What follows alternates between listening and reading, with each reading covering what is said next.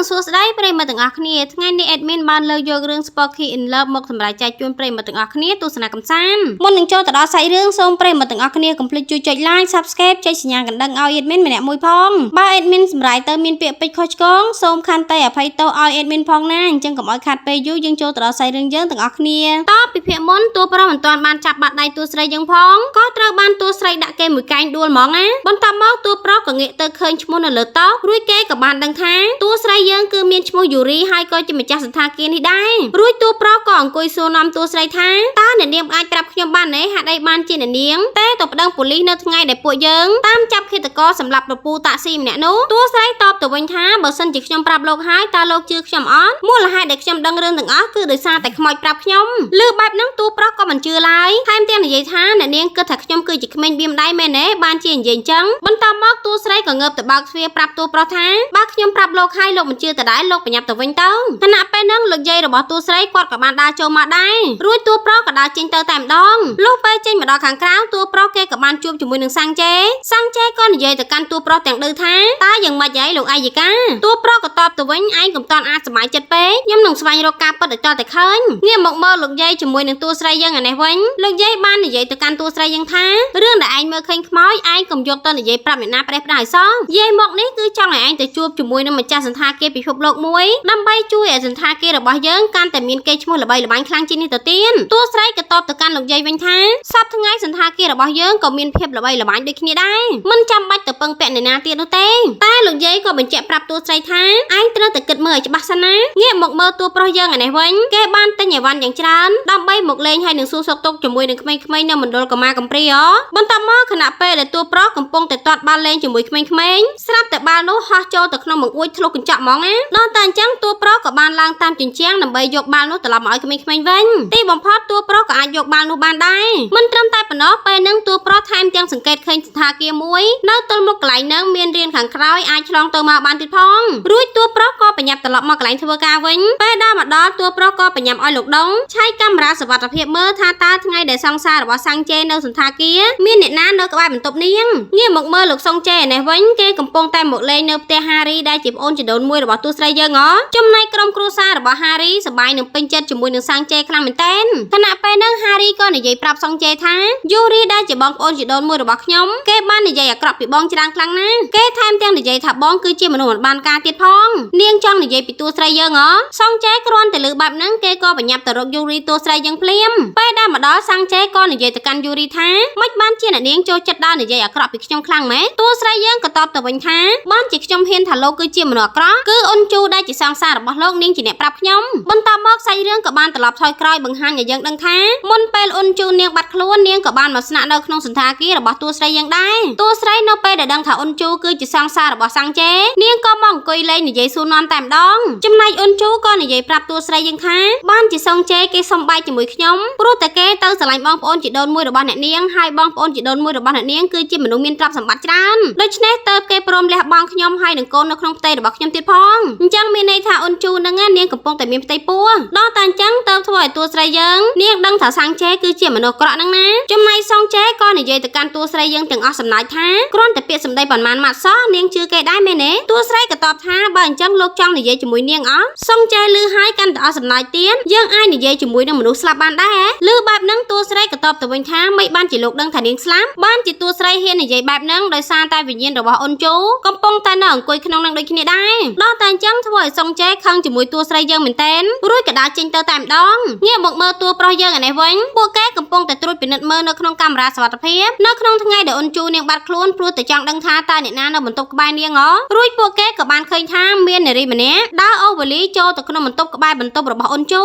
បន្ទាប់មកពួកគេក៏ចាប់ផ្ដើមស្រាវជ្រាវរួចក៏បានដឹងថាពួកគេឃើញនារីម្នាក់មានសម្លៀកបំពាក់ដូចជានារីដែលចូលទៅក្នុងបន្ទប់ក្បែរបន្ទប់អ៊ុនជូអញ្ចឹងណាមូលហេតុដែលពួកគេមានរូបថតនារីម្នាក់ហ្នឹងគឺដោយសារតែពួកគេបានលួចយករូបភាពពីក្នុងទូរស័ព្ទដៃរបស់សុងជេនៅថ្ងៃដែលពួកគេសាកសួរចម្លើយសុងជេហ្នឹងណាបន្ទាប់មកតួប្រុសជាមួយនឹងលោកដុងក៏បាននាំគ្នាមកសួរនាំនារីដែលទៅជួបបន្ទប់នៅក្បែរបន្ទប់អ៊ុនជូនឹងតែម្ដងពេលដែលមកដល់នារីម្នាក់ហ្នឹងក៏បាន រៀបរាប់ប្រាប់ពួកគេទាំងពីរអ្នកថាខ្ញុំពិតជាបានជួបជាមួយនឹងលោកសុងជេពិតមែនប៉ុន្តែខ្ញុំមិនដែលទៅស្នាក់នៅក្នុងបន្ទប់សន្តាគារដែលពួកលោកកំពុងតែនិយាយនឹងនោះទេម្យ៉ាងទៀតពួកលោកសង្កេតមើលឲ្យច្បាស់ទៅរូបភាពនៅក្នុងកាមេរ៉ាសុវត្ថិភាពត្បិតតែមានរូបរាងដូចខ្ញុំប៉ុន្តែមិនមែនជាខ្ញុំឡើយនៅថ្ងៃដែលខ្ញុំចេញទៅសម្ភាសការងារពេលនោះខ្ញុំទៅដល់ស្រាប់តែជើងហោះហើរគេបានចេញទៅបាត់ហើយហ្នឹងដល់តែអញ្ចឹងធ្វើឲ្យខ្ញុំបញ្ញាប់បញ្ញាល់ដើម្បីស្វែងរកអីជិះទៅកន្លែងសម្ភាសឲ្យទាន់ពេលវេលាហើយវាពិតជាចាយដន់ខ្លាំងមែនទែនពេលហ្នឹងខ្ញុំក៏បានជួបជាមួយនឹងសាំងជេហើយសាំងជេគេក៏បានសុំជូនខ្ញុំទៅកន្លែងសម្ភាសការងារដែរហេលដងក៏និយាយបន្ថែមថាត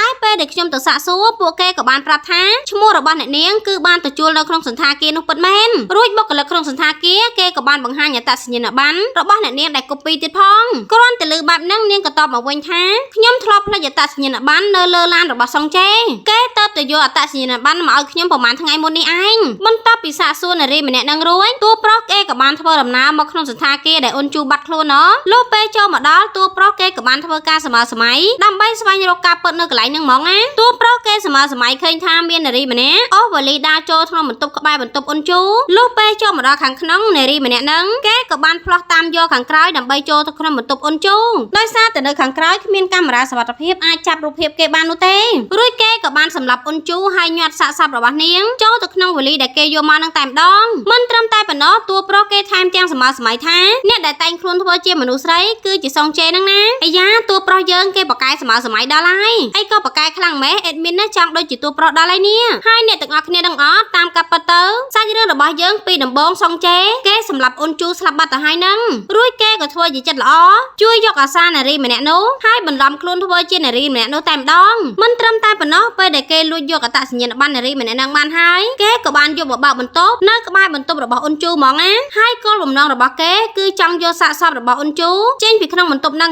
សុងជេម្នាក់ហ្នឹងល្បិចខ្លាំងហ្មងណាអេដមីនណាសុំខ្លាចឯនេះចំណែកតួប្រុសយើងគេពិនិត្យមើលកាមេរ៉ាសុវត្ថិភាពដោយសម្គាល់ថាពេលដែលសាំងជេតែងខ្លួនជាមនុស្សស្រីអូវ៉ាលីចេញពីក្នុងបន្ទប់ក្នុងវ៉ាលីឃើញមានលានកណាត់សចេញមកលុះពេលដែលគេអូវ៉ាលីមកដល់ខាងក្រោមស្រាប់តែកណាត់សនោះគឺមិនឃើញមានទៀតនោះទេរួចតួប្រុសក៏សន្និដ្ឋានថាប្រហែលជាសាំងជេយកសាកសពរបស់អូនជូលាក់ទុកនៅក្នុងសន្តាគារហ្នឹងហើយមើលទៅរីឯកន្លែងដែលគេសង្ស័យបំផុតគឺនៅលើដំបូលអគារដោយសារតែនៅលើដំបូលអគារគ្មានកាមេរ៉ាសុវត្ថិភាពឡើយគ្រាន់តែតួប្រុសឡើងមកដល់លើដំបូលអគារគេក៏បានឃើញស្ទែនទឹកពីរហើយក៏ធ្វើឲ្យគេសង្ស័យយ៉ាងខ្លាំងដល់តែអញ្ចឹងតួប្រុសក៏បញ្ញាប់ឡើងទៅតាមជណ្ដើរដើម្បីទៅឆែកមើលលើស្ទែនទឹកហ្នឹងតែម្ដងតែខណៈពេលដែលគេកំពុងតែឡើងជណ្ដើរស្រាប់តែគេបានជួបជាមួយនឹងនារីម្នាក់ដែលកំពុងតែឡើងទៅលើកន្លែងហ្នឹងដែរហើយនារីម្នាក់ហ្នឹងមិនមែនជានរណានោះទេគឺជាតួស្រីយើងមិនត្រឹមតែប៉ុណ្ណោះខណៈពេលហ្នឹងពួកគេភ្ញាក់ផ្អើលពេកក៏បណ្ដាលឲ្យពួកគេទាំងពីរនាក់ធ្លាក់មកក្រោមហ្មងណារួចពួកគេងើបឡើងក៏សួរគ្នាហើយដឹងថាពួកគេទាំងពីរនាក់កំពុងតែឡើងមករកសាកសពអូនជូដូចតែគ្នាហ្នឹងលុះពេលដែលពួកគេបានឡើងទៅឆែកមើលនៅក្នុងស្ទែនទឹកស្រាប់តែបានឃើញសាកសពអូនជូនៅក្នុងនឹងពិតមែនចំណែកសាច់រឿងក៏បានត្រឡប់ថយក្រោយឲ្យយើងដឹងថានៅថ្ងៃដែលសុងជេនិងអូនជូជួបគ្នានៅក្នុងបន្ទប់សន្តាគារគឺសាំងជេគេបានសុំបែកគ្នាជាមួយនឹងអូនជូប៉ុន្តែដោយសារតែអូនជូនាងមានផ្ទៃពោះនាងមិនព្រមឡើយដូច្នេះហើយតើធ្វើឲ្យសុងជេគេរុញអូនជូទៅបុកជាមួយនឹងតោកបណ្ដាលឲ្យនាងស្លាប់បាត់បង់ជីវិតភ្លាមហ្មងណាដល់តែអញ្ចឹងសាំងជេគេក៏បានរៀបគម្រោងការទាំងប៉ុន្មានដើម្បីយកសាកសពរបស់អូនជូទៅលាក់ក្នុងស្ទែនទឹកដើម្បីបំបត្តិផោះតាងបន្ទាប់ពីតួប្រុសយើងគេស៊ើបដឹងការពិតអស់ហើយគេក៏បាននាំប៉ូលីសទៅចាប់សាំងជេភ្លាមលុះពេលប៉ូលីសចាប់សាំងជេទៅបាត់ហើយតួប្រុសគេក៏បានដកទូរស័ព្ទទេទៅរកតួស្រីដើម្បីសួរនាំនាងពីរឿងសាកសពរបស់អូនជូប៉ុន្តែតួស្រីនាងមិនទាន់បានឆ្លើយអ្វីផងនាងក៏បិទទូរស័ព្ទព្រោះតែហារីបងប្អូនជីដូនមួយនាងមករកនាងពេលដែលហារីមកដល់នាងក៏បង្ហាញព័ត៌មានដែលតួស្រីយើងរកឃើញសាកសពរបស់អូនជូនៅក្នុងស្ទែនទឹកហើយនិយាយទៅកាន់នាងថានេះគឺជាអ្វីដែលឯងចង់បានមែនទេឬមួយក៏ឯងចំណែននឹងខ្ញុំខ្លាចខ្ញុំបានរៀបការជាមួយសុងជេដែលជាមនុស្សប្រុសល្អតួស្រីយើងក៏តបទៅវិញថាអូអញ្ចឹងហើយឯងនៅតែចង់រៀបការជាមួយគេទៀតហ៎ប្រហែលជាឯងចង់ស្លាប់ដូចជាអូនជូដែរហើយមើលទៅហារីក៏តបទៅវិញថាបើសិនជាឯងធ្វើជាមិនដឹងមិនលឺរឿងគ្រប់យ៉ាងក៏វាត្រូវចប់ដែរខណៈពេលហ្នឹងស្រាប់តែលោកយាយដើរចូលមកហើយប្រាប់ពួកគេទាំងពីរនាក់ឲ្យឈប់ប្រកែកគ្នាភ្លាមរួចលោកយាយក៏បានចូលមកនិយាយជាមួយនឹងតួស្រីតែពីរនាក់ថាយាយចង់ឲ្យឯងទៅចូលរួមសហការងារជាមួយនឹងម្ចាស់សន្តាគារពិភពលោកមួយដែលមានឈ្មោះថា CL តួស្រីយើងក៏តបទៅវិញថាក្រែងខ្ញុំធ្លាប់ប្រាប់លោកយាយឲ្យមែនទេថាខ្ញុំមិនទៅនោះទេលោកយាយក៏និយាយបញ្ជាក់ប្រាប់តួស្រីថាមូលហេតុគឺដោយសារតែម្ចាស់សន្តាគារ CL នោះគេចង់ជួបជាមួយនឹងឯងទៅបានជាយាយចេះតែចង់ឲ្យឯងទៅជួបជាមួយនឹងគេហ្នឹងណាគ្រាន់តែទៅជួបគេសោះក៏វាគ្មានអីខាតនោះទេងាកមកមើលសុងជេនេះវិញគេកំពុងតែនៅក្នុងបន្ទប់ឃុំឃាំងរួចក៏មានបរិសម្នាក់មកជួបជាមួយគេព្រោះតែលោកប៉ារបស់គេបញ្ជូនមកបរិសម្នាក់ហ្នឹងនិយាយប្រាប់សុងជេថាលោកប្រុសផ្ដាំមកថាឲ្យអ្នកប្រុសតូចនៅក្នុងនេះឲ្យស្រួលទៅចំណែករឿងនៅ នៅខាងក្រៅចាំគាត់ជាអ្នកដោះស្រាយសាំងចែគ្រាន់តែលឺអញ្ចឹងគេក៏និយាយទៅកាន់បរិសម្នាក់នឹងទាំងខឹងថាលោកជួយទៅប្រាប់លោកប៉ាខ្ញុំផងបើសិនជាគាត់មិនព្រមជួយខ្ញុំនោះទេខ្ញុំនឹងបកអាក្រាតរឿងអាក្រក់របស់គាត់ទាំងអស់ឲ្យពួកគេបានដឹងចំណែកលោកប៉ារបស់សុងចែនេះវិញគាត់បានប្រកាសព័ត៌មានថាអូនជូគឺជាមនុស្សមានជំងឺវិកលចរិតនាងតែងតែនិយាយផ្ដេសផ្ដាស់នឹងចោទប្រកាន់កូនប្រុសរបស់ខ្ញុំមកឡើងច្រើនមិនត្រឹមតែប៉ុណ្្នឹងទេនាងថែមទាំងគំរាមដល់ក្រុមគ្រួសាររបស់ខ្ញុំទៀតផងលោកប៉ារបស់សុងចែគាត់និយាយទាំងសម្ដែងធ្វើយំហ្មងណាទោះប្រុសយ៉ាងនេះវិញនៅពេលដែលឃើញព័ត៌មាននឹងហើយធ្វើឲ្យគេហួសចិត្តជាមួយនឹងលោកប៉ារបស់សុងចែខ្លាំងមែនទែនខណៈពេលដែលតួប្រុសកំពុងតែធ្វើការស្រាប់តែមិត្តភ័ក្តិរបស់គេបានទេមកអញ្ជើញឲ្យតួប្រុសទៅចូលរួមក្នុងពិធីរៀបមង្គលការរបស់គេនៅឯលើកោះជេជូដល់តែអញ្ចឹងតួប្រុសគេក៏សម្រេចចិត្តទៅចូលរួមក្នុងកម្មវិធីនឹងដែរចំណែកសន្តាគារដែលមិត្តភ័ក្តិតួប្រុសជួលរៀបចំនៅក្នុងកម្មវិធីគឺជាសន្តាគារ CL ដែលតួស្រីយើងត្រូវមកកន្លែងនឹងដែរប៉ុន្តែតួស្រីយើងនាងមិនមែនមកក្នុងកម្មវិធីនោះទេគឺនាងមកជួបជាមួយនឹងម្ចាស់សន្តាគាររីឯតួប្រុសយើងគេបានចូលមកដល់ក្នុងកម្មវិធីរៀបអាពាហ៍ពិពាហ៍របស់មិត្តភ័ក្តិគេហើយចំណែកតួប្រុសគេក៏ត្រូវគេនៅកន្លែងនឹងមកយប់ដែរងាកមកមើលតួស្រីយើងឯនេះវិញនាងកំពុងតែមកជួបជាមួយនឹងម្ចាស់សន្តាគារដែលមានឈ្មោះថាមីនវ៉ាន់អេដមីនមើលទៅម្ចាស់សន្តាគារម្នាក់ហ្នឹងក៏សង្ហាដែរអាយ៉ាប្រហែលជាម្ចាស់សន្តាគារហ្នឹងចាប់អារម្មណ៍ជាមួយតួស្រីយើងហ្មងនេះតាមកាប់ពិតទៅពួកគេទាំងពីរនាក់ក៏ធ្លាប់ស្គាល់គ្នាពីមុនមកដែរព្រោះពួកគេធ្លាប់រៀនជាមួយគ្នាប៉ុន្តែតួស្រីយើងនាងគ្មានចំណាប់អារម្មណ៍ចង់សហការជាមួយនឹងគេឡើយមីនវ៉ាន់ដែលជាម្ចាស់សន្តាគារក៏បានសុំឲ្យតួស្រីយើងនៅកេងលេងនៅសន្តាគារគេមកយប់ទៀតផងតួស្រីយើងនាងក៏យល់ព្រមបន្ទាប់មកមីនវ៉ាន់ក៏បាននាំតួស្រីយើងដើរទៅមើលម៉ូដសម្លៀកបំពាក់នៅក្នុងសន្តាគាររបស់គេខណៈពេលដែលតួស្រីកំពុងតែឈរមើលម៉ូដសម្លៀកបំពាក់មួយក៏មាននារីម្នាក់ដើរចូលមកណែនាំខ្លួនថាខ្ញុំឈ្មោះណាចុងគឺជាបុគ្គលិកនៅទីនេះចំណែកអ្នកនាងគឺជាអ្នកនាងយូរីដែលជាម្ចាស់សន្តាគារដ៏ល្បីនៅក្នុងប្រទេសកូរ៉េយើងមែនទេចំណែកតួប្រុសយើងឯនេះវិញនៅពេលដែលកម្មវិធីចប់ហើយគេក៏បានចូលមកសម្រាកក្នុងបន្ទប់សន្តាគារ CL នឹងតែម្ដងរីឯតួស្រីយើងវិញនាងក៏បានចូលមកសម្រាកនៅក្នុងបន្ទប់សន្តាគារ CL នឹងដូចគ្នាដែរតែអ្នកទាំងអស់គ្នាដឹងអត់ពួកគេទាំងពីរនាក់គឺនៅក្នុងបន្ទប់តែមួយជាមួយគ្នាប៉ុន្តែតួប្រុសនិងតួស្រីយើងគេមិនទាន់ដឹងនោះទេពេលដែលតួស្រីយើងចូលមកដល់ក្នុងបន្ទប់នឹងភ្លាមស្រាប់តែនាងឃើញមានទឹកស្រក់មកពីលើហ្មងពេលដែលនាងងើយទៅឃើញមានស្រមោលខ្មៅនាងក៏គិតថានៅក្នុងសន្តាគារនេះប្រហែលជាមានខ្មោចទៀតដែរខណៈពេលនាងកំពុងតែងើយមើលទៅខាងលើស្រាប់តែថោផ្កានៅលើតុក៏ធ្លាក់ចុះមកក្រោមដែររីឯតួប្រុសយើងកំពុងតែមុជទឹកឯណែគេក៏បានឮសំឡេងថោផ្កាធ្លាក់ដូចគ្នាតែនៅពេលដែលតួប្រុសចេញមកមើលស្រាប់តែមិនឃើញមានអ្វីទាំងអស់តួប្រុសគេក៏សង្ស័យថានៅក្នុងសន្តាគារនេះមានចោរមែនលុះពេលតួប្រុសដើរចូលទៅវិញគេមិនអស់ចិត្តងាកមកម្ដងទៀតក៏មិនឃើញអ្វីទាំងអស់តើតែអញ្ចឹងតួប្រុសគេក៏លេងឆ្ងល់ទៀតដែរចំណែកតួស្រីយើងឯនេះវិញនាងក៏បានចូលទៅក្នុងបន្ទប់គេងហើយយើងក៏បានឃើញថាតួប្រុសក៏កំពុងតែអង្គុយមើលទូរទស្សន៍និងញ៉ាំស្រានៅបន្ទប់ទទួលភ្ញៀវដែរចំណែកតួស្រីមុនពេលគេងនាងក៏ពាក់កាសត្រចៀកដើម្បីកុំឲ្យឮសំឡេងរំខានប៉ុន្តែមិនមានសំឡេងរំខាននោះទេតួស្រីនាងក៏បានឃើញស្រមោលខ្មៅនៅជាប់ពីដានខាងលើហ្មងណាដល់តែអញ្ចឹងតួស្រីនាងក៏យកភួយឃ្លុំមុខរបស់នាងភ្លាមរីឯតួប្រុសយើងគេផឹកស្រាឡើងស្រវឹងហើយក៏ដើរចូលទៅគេងនៅក្នុងបន្ទប់ដែរលុះព្រឹកឡើងនៅពេលដែលពួកគេភ្ញាក់មកស្រាប់តែធ្វើឲ្យពួកគេទាំងពីរនាក់ភ្ញាក់ផ្អើលមែនទែនដោយសារតែពួកគេកំពុងតែគេងនៅលើគ្រែជាមួយគ្នានឹងណាក្រោយមកបុគ្គលិកសន្តាគារក៏បានចូលមកសុំទោសពួកគេទាំងពីរនាក់ដោយសារតែកំហុសរបស់បុគ្គលិកច្រឡំដាក់បន្ទប់ពួកគេទាំងពីរនាក់ជាន់គ្នាមីនវ៉ាន់ឯនេះវិញគេខឹងជាមួយនឹងបុគ្គលិករបស់គេខ្លាំងមែនទែនបន្ទាប់ពីដោះស្រាយបញ្ហារួចតួប្រុសនិងតួស្រីយើងក៏បាននាំគ្នាប្រមូលអីវ៉ាន់ដើម្បីត្រឡប់ទៅវិញខណៈពេលកំពុងតែជិះចណ្ដារយន្តស្រាប់តែមានស្ត្រីហើយមានកូនក្មេងម្នាក់គាត់មិនបានប្រយ័ត្នក៏ធ្វើឲ្យវ៉ាលីរបស់គា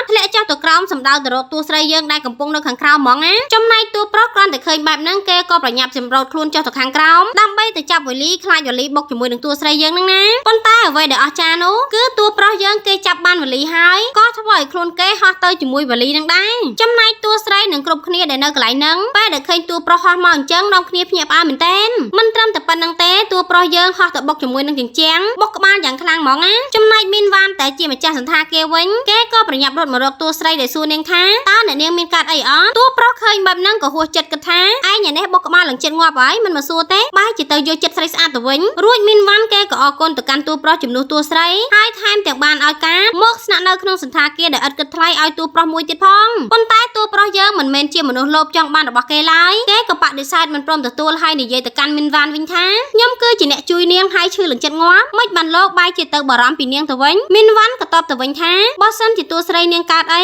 ខ្ញុំក៏មិនអាចលើកលែងទោសឲ្យខ្លួនឯងដូចគ្នាដែរចំណែកតួស្រីនាងក៏អរគុណទៅកាន់តួប្រុសយើងដូចគ្នាបន្ទាប់មកមីនវ៉ាន់ក៏បានហៅបុគ្គលិកពីរនាក់ដែលបានធ្វើខុសមកជួបគេនៅលើដំបូលអគារហើយបញ្ឈប់ពីការងារតែម្ដងចំណែកតួប្រុសយើងខណៈពេលដែលគេកំពុងតែធ្វើដំណើរត្រឡប់ទៅវិញគេស្រាប់តែបានឃើញលោកយាយម្នាក់កំពុងតែសម្រុកចូលទៅក្នុងសន្តា ថាគារទាំងដែលពួកគេនាំគ្នាហាមឃាត់គាត់ហ្មងណារួចតួប្រុសក៏ដើរចូលទៅសួរលោកយាយថាតើលោកយាយមានបញ្ហាអីមែនទេលុះពេលចេញមកអង្គុយនិយាយគ្នានៅខាងក្រៅលោកយាយក៏និយាយប្រាប់តួប្រុសយើងថាខ្ញុំបាត់ខ្លួនចៅស្រីរបស់ខ្ញុំតាំងពីយប់មិញម្ល៉េះពេលដែលខ្ញុំទៅប្តឹងប៉ូលីសបែរជានិយាយថាមកពីចៅស្រីរបស់ខ្ញុំនាងរត់ចេញពីផ្ទះប៉ុន្តែតាមការពិតចៅស្រីរបស់ខ្ញុំនាងបានមកចូលរួមក្នុងកម្មវិធីបើកសម្ពោធសម្លៀកបំពាក់នៅក្នុងសន្តាគារ CL នេះតាំងពីម្សិលមិញមកម្ល៉េះលើបែបហ្នឹងតួប្រុសក៏បានសុំលោកយាយចូលទៅត្រួតពិនិត្យមើលនៅក្នុងបន្ទប់ចៅស្រីរបស់គាត់គ្រាន់តែចូលទៅដល់ភ្លាមតួប្រុសស្រាប់តែបានឃើញម៉ូដសម្លៀកបំពាក់ដែលចៅស្រីរបស់លោកយាយនាងបានច្នៃម៉ូដយ៉ាងច្រើនងាកមកមើលតួស្រីយើងខណៈពេលនាងកំពុងតែជិះឡានត្រឡប់ទៅវិញស្រាប់តែសុកឡានក៏ឈប់ស្ងៀមហ្មងណាតួស្រីក៏សួរមានរឿងអីកើតឡើងមែនតកង់ឡានឆ្លើយថាខ្ញុំក៏មិនដឹងដូចគ្នាដែរ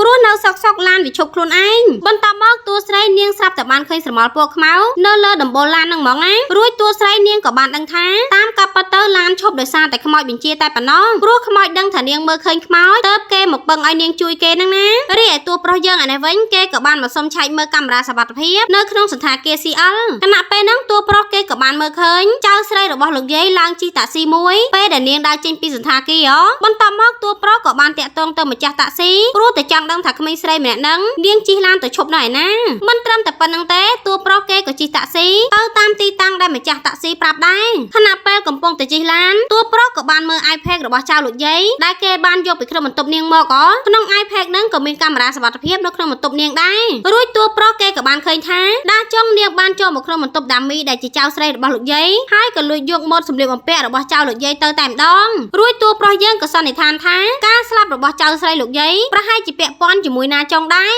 លុះពេលតួប្រុសធ្វើដំណើរមកដល់ទីតាំងដែលអ្នកតាក់ស៊ីប្រាប់ថាចៅស្រីរបស់លោកយាយឈប់នៅកន្លែងហ្នឹងស្រាប់តែតួប្រុសបានឃើញនារីម្នាក់កំពុងតែដើរចុះទៅសម្ដៅមាត់ទៅធ្វើឲ្យតួប្រុសយើងឃើញហើយស្មានថាគឺជាចៅស្រីរបស់លោកយាយកំពុងតែគិតខ្លីដើរចូលទៅសម្រាប់ខ្លួនរួចតួប្រុសក៏បញ្ញាប់ចុះទៅខំតែនៅពេលដែលនារីម្នាក់ហ្នឹងងាកមកគឺជាតួស្រីយើងហ្នឹងណាតួប្រុសក៏និយាយទៅកាន់តួស្រីថាអ្នកនាងដើរចូលទៅមាត់ទឹកធ្វើអីតិចធ្លាក់ទឹកងាប់តួស្រីតបទៅវិញថាលោកក៏មកខ្វល់ពីខ្ញុំអីលោកបញ្ញាប់ទៅវិញទៅព្រោះខ្ញុំចង់នៅទីនេះដើម្បីរងាប់អារម្មណ៍បន្តិចនិយាយមិនតាន់ផុតពីមាត់ផងតួស្រីយើងនាងក៏ផ្លាត់ជើងធ្លាក់ចូលទៅក្នុងទឹកហ្មងណាតួប្រុសឃើញបែបហ្នឹងគេក៏បញ្ញាប់ស្ទុះទៅចាប់ដៃរបស់នាងតែតួស្រីយើងនាងបែរជាដកដៃចេញមិនឲ្យតួប្រុសចាប់ឡើយមូលហេតុគឺនាងខ្លាចតួប្រុសឃើញខ្មោចដល់តែអញ្ចឹងពួកគេទាំងពីរនាក់ក៏បានធ្លាក់ចូលទៅក្នុងទឹកសមុទ្រជាមួយគ្នាលុះពេលពួកគេទាំងពីរនាក់ធ្លាក់ចុះម្ដងក្នុងទឹកស្រាប់តែពួកគេបានឃើញសាកសពនារីម្នាក់ដែលជាចៅស្រីរបស់លោកយាយដល់តែអញ្ចឹងតួប្រុសក៏បញ្ញាប់យកដៃរបស់គេបិទភ្នែកតួស្រីមិនឲ្យនាងឃើញឡើយសាច់រឿងរបស់យើងក៏ស្លេះតែប៉ុណ្្នឹងឯងយើងមិនទាន់ដឹងថានឹងមានបញ្ហាអ្វីកើតឡើងចំពោះពួកគេទាំងពីរនាក់ទៀតឡើយបើចង់ដឹងសាច់រឿងយើងនឹងទៅជាយ៉ាងណាទៀតកុំភ្លេចមកតាមដានភាគក្រោយជាមួយនឹង admin ទាំងអស់គ្នាណាជាចុងក្រោយ admin សូមអរគុណប្រិយមិត្តទាំងអស់គ្នាដែលតែងតែជួយគាំទ្រ admin កន្លងមក admin សូមជូនពរប្រិយមិត្តទាំងអស់គ្នាមានសុខភាពល្អរកទទួលទានមានបានសូមអរគុណសូមជម្រាបលា